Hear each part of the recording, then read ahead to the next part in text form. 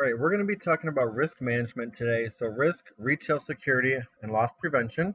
So, risk is a fact of life for all businesses. Every business has some aspect of risk involved in it, and risk itself is the potential for financial loss. So, with any type of business anybody would ever start off, there's always a risk of like not making money and kind of a failure. So, we're going to talk about some of those risks today. So risks can be reduced, but they can't be eliminated. So no matter what a business does to try to reduce their risk, there's never going to be no aspect of risk for a business. There's always going to be some type of risk of financial loss. All right, so some types of risks that we can talk about are economic risks. So these would be risks like if there was a recession going on in the economy, or if there were some different things going on in politics that are affecting businesses that could potentially affect the business from making a profit. So natural risk is anytime there would be some type of like a natural disaster, like a flood, a tornado, or some type of a disaster that would affect the business so that they couldn't make a profit. And then human risk, and I guess like um, the best example I can give you would be like shoplifting, or anytime an employee is involved in the risk. We'll talk about some of that today. All right, so loss prevention and a protection plan. So, what a business can basically put into place to kind of reduce some of these risks. So, the first thing is purchasing insurance, and we can purchase insurance on those insured risks. So, insured risks are typically things like we talked about those natural risks. So, having tornado insurance or flood insurance, having insurance if someone were to like slip and fall or get hurt on your property of the business. So that's something we can actually insure. Bonded employees.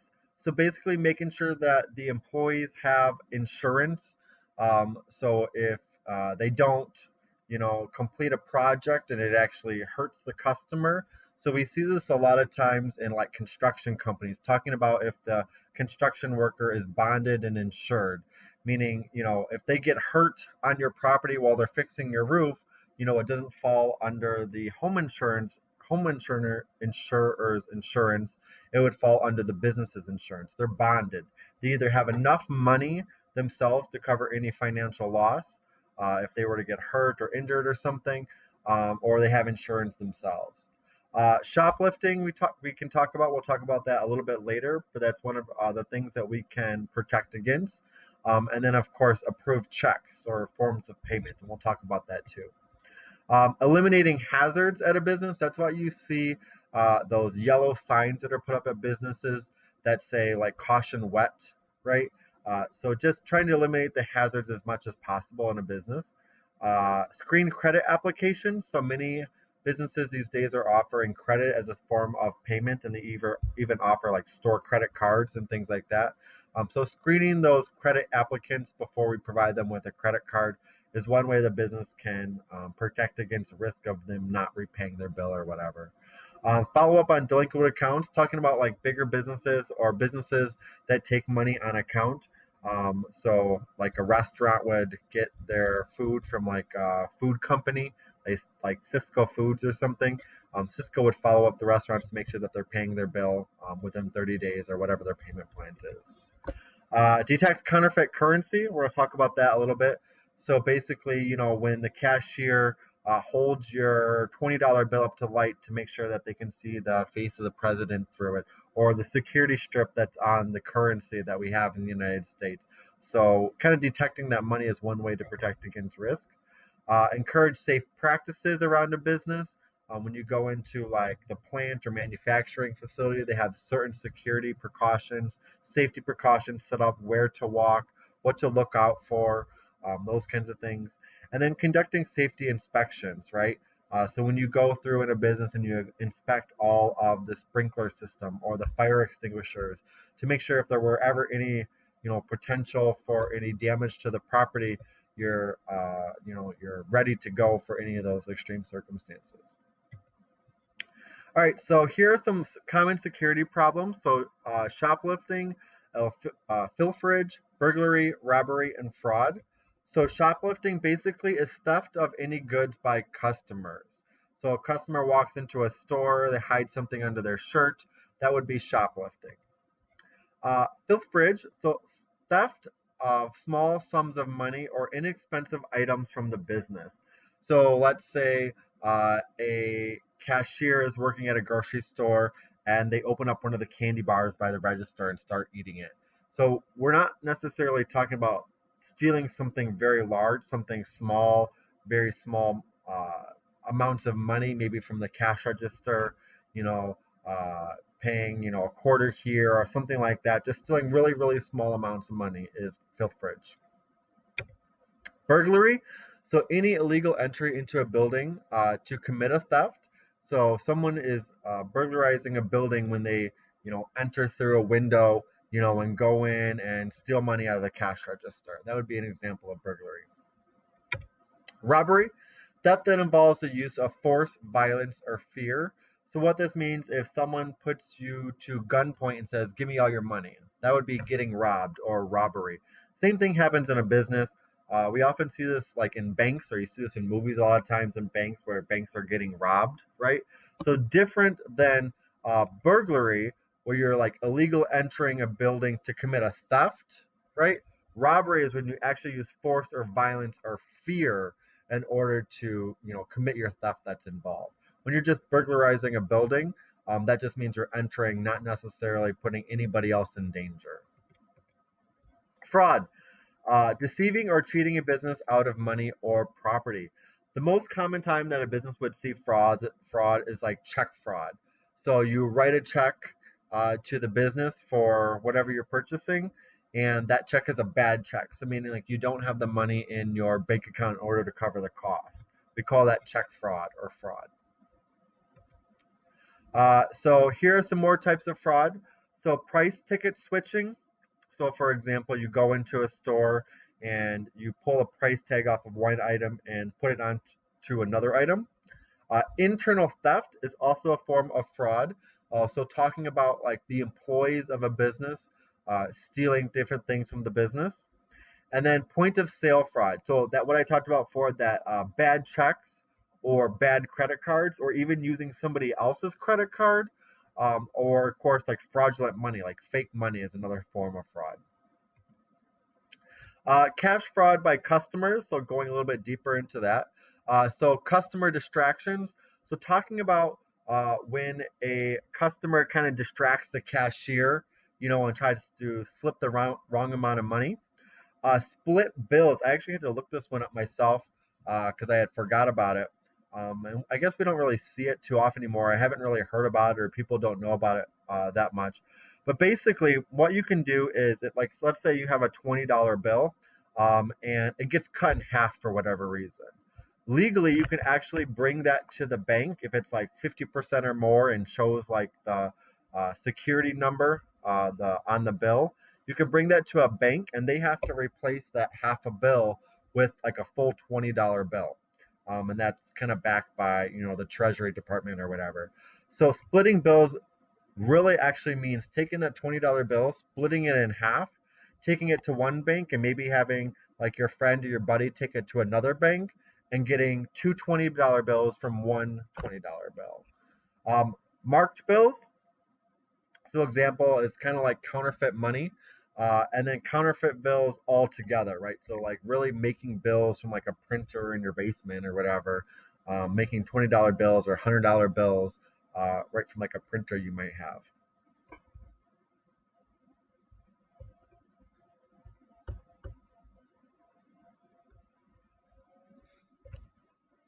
All right, security precautions, cash fraud by employees. So basically what this means is pocketing cash from employees' sale.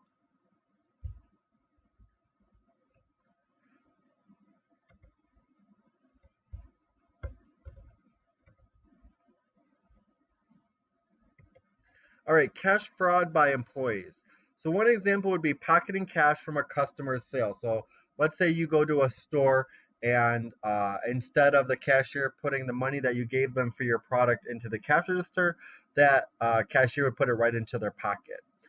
Overcharging customers, an example would be if your total is $40.25 and the cashier tells you it's $50.25, and then they would pocket that $10 difference right themselves.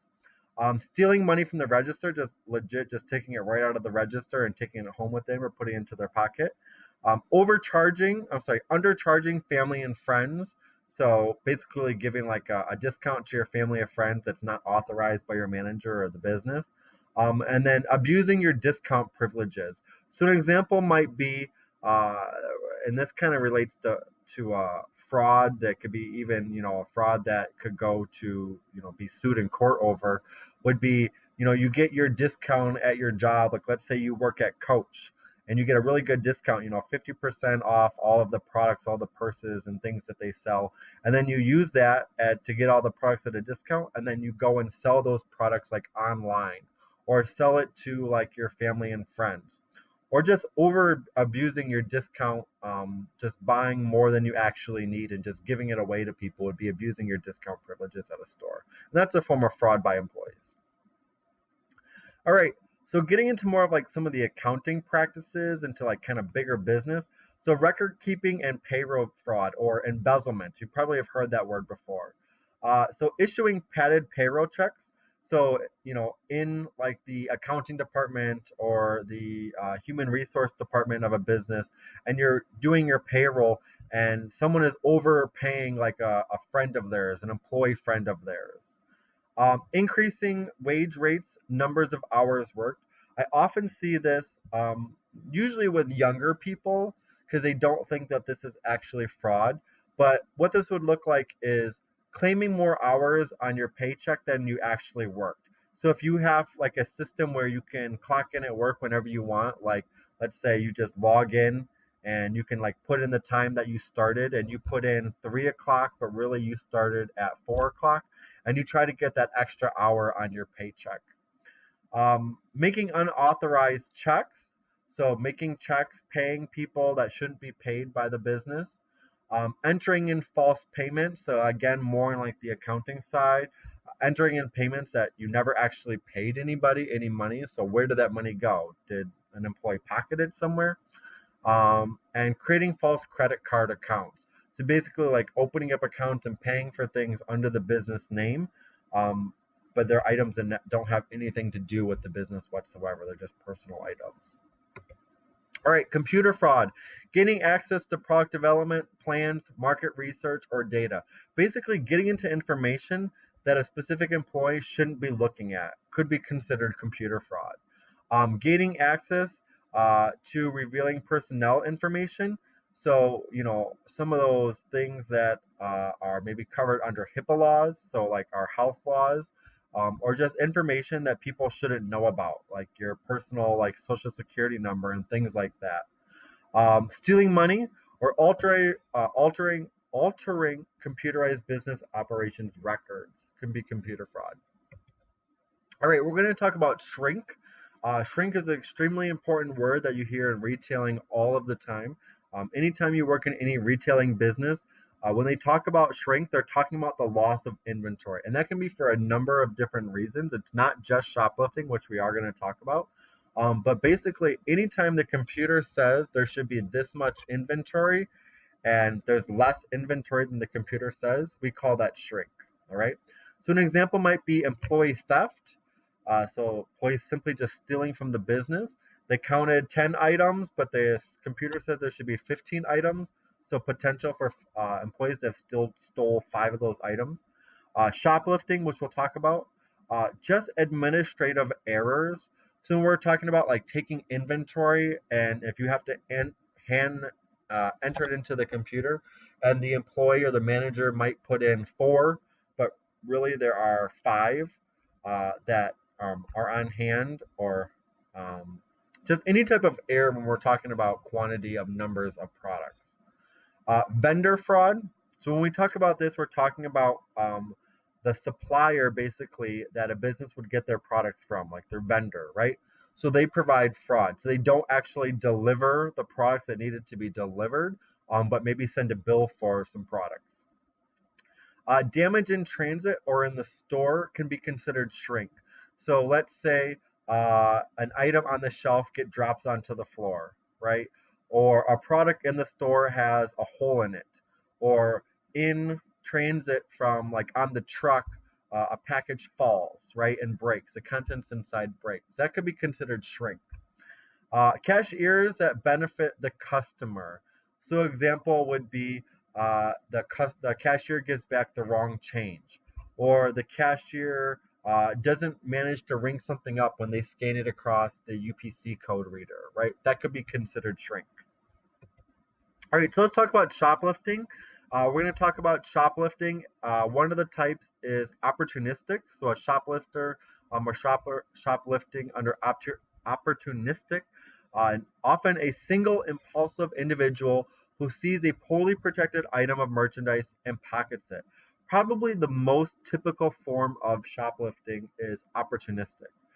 Opportunistic threats can be dealt with by making your security presence, such as security guards or cameras, more visible. And opportunistic theft is actually up by over 60%. So this is like your general shoplifter. A young person goes into a store, sees something really easy to steal on the shelf, puts it in their pocket, and walks out with it. Organized shoplifting is actually much worse. So, committed by gangs are often used to fund other crimes. So, basically, getting these products in bulk, stealing these products in bulk, and then selling them to somebody else, and then using that money for illegal things or whatever. For years, baby formula was often one of the most hottest items in organized theft. So again, gangs or people coming together to steal things. A bunch of people stealing things. Formula is often stolen a lot because of how easy it is. It's small in a can or something like that. But also, formula is extremely expensive. For a little can of formula, it might be like $30, and you can make a lot of bottles of formula with that. But it's really really expensive. So for resale value, like on the black market or on the streets, it yields a high value. The stolen goods often make it back to retail shelves when they are resold to distributors. Um, Not too long ago, like the 7 Mile Fair in Racine County, uh, there was some illegal activity going on where some of the items there were actually shoplifted items and being resold at the 7 Mile Fair. Organized shoplifting is actually up as high as 75%. All right, external theft. So stealing by people who are often not employed or associated with the company. Examples of shoplifting include boosters. So conceals merchandise in a mechanism, a box, a cage, uh, making it look like the person is pregnant or like inside of an umbrella or something like that. I'll give you an example. When I was working at PacSun at the Prime Outlet Mall in Pleasant Prairie or in Kenosha, we actually found outside of the store because the thief actually ran and like dropped the bag. It was a lined bag that was like tinfoil or some kind of metal that was wrapped like a billion times with duct tape. So it was really, really super thick. And then this basically like two folded halves of duct tape and metal were put inside a shopping bag that just looked like any shopping bag from one of the stores there. And the reason they did this is because they could put items inside of this bag and then the security tags wouldn't beep on the way out because it was so thick that the waves of the security tags like weren't actually detected by those posts that you see by the door. So kind of interesting about those different things that thieves can kind of come up with. All right, diverter gets your attention while another person goes and steals the product. So basically, like distracting the cashier, distracting the sales associate. Blocker, someone obstructs your view while the other steals. So you put something in the way, or you stand in front of the cashier or the salesperson so that they can't actually see what's going on behind them. Sweeper sweeps tables and just takes all of the merchandise. So when I was actually working out at that same mall, there was a store out there called Sony, and they actually had where someone came in and just grabbed everything that was on the table that was right at the entrance. I think it was like a bunch of at the time like DVD players or something like that. and they just sweep those right into like a bag and like ran right out the door. And that actually happens a lot more than you would think.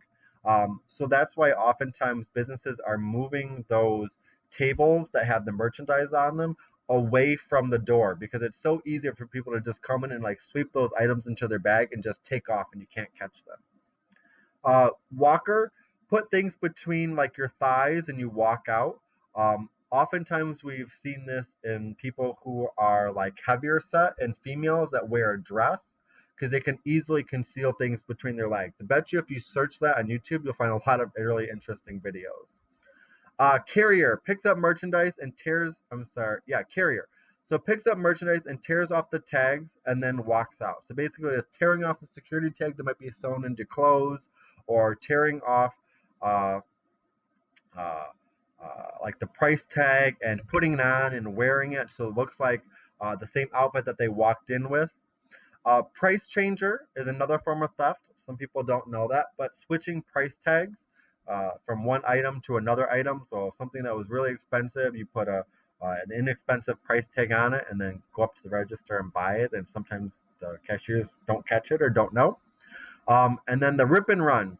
So rip and the merchandise off the rack and just book it. Just like run straight out of the store as fast as they can. Um, yeah. All right, so internal theft. Theft done by store employees. 80% of theft or shoplifting, per se, actually is done internal, actually by employees themselves. So some examples: that filth fridge, so stealing from the company's inventory cash in small petty amounts. Sweethearting, providing discounts or undercharging items, or fraudulent returns, or giving like discounts to relatives or like your friends, so kind of like sweethearting the deal.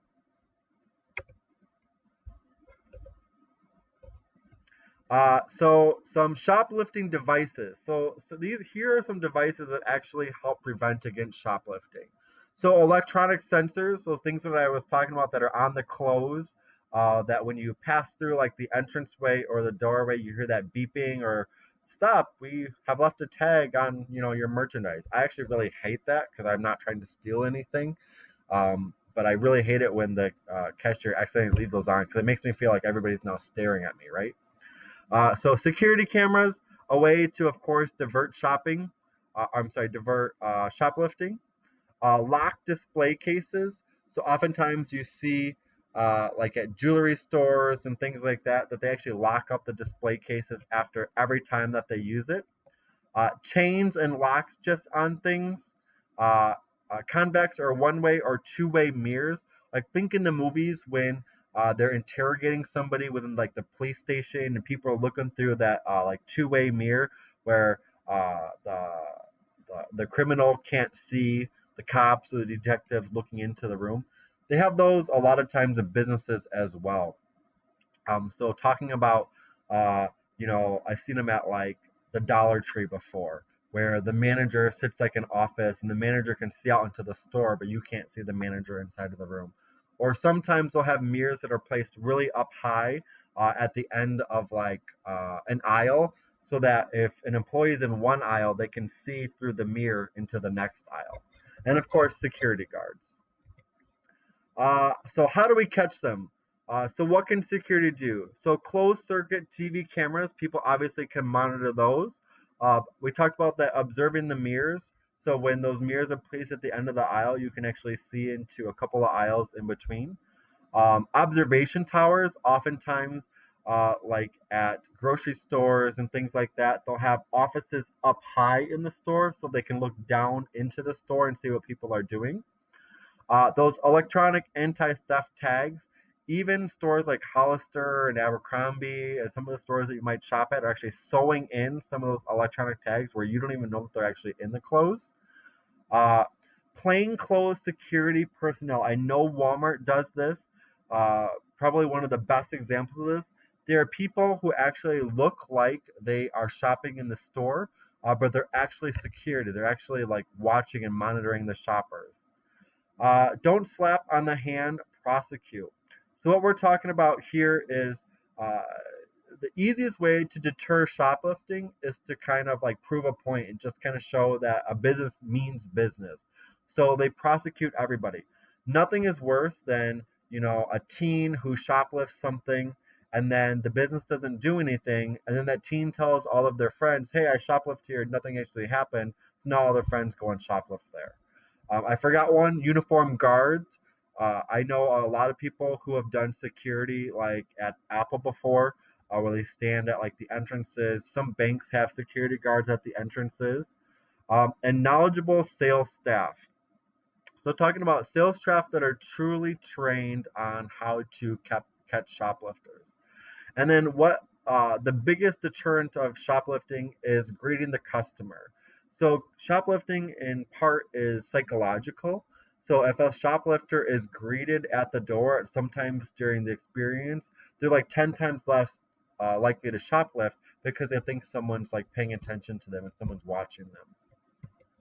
All right, security involves protection for danger or loss, so includes safeguarding private information about customers and the company, so keeping credit card information safe is an example, or keeping employee information safe and locked, preventing fires and other catastrophes, monitoring for signs of terrorism, being ready for emergency response plans, and preventing loss of merchandise, money, and other company possessions.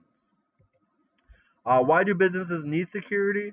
To protect buildings, equipment, fixtures, records, goods, to protect against the theft of money or other valuable or loss of life, and to protect against business failure. Okay, so what's your role? So your role, like in the school store, would be to recognize the importance of business security and then follow up on your employees' recommendation for safeguards.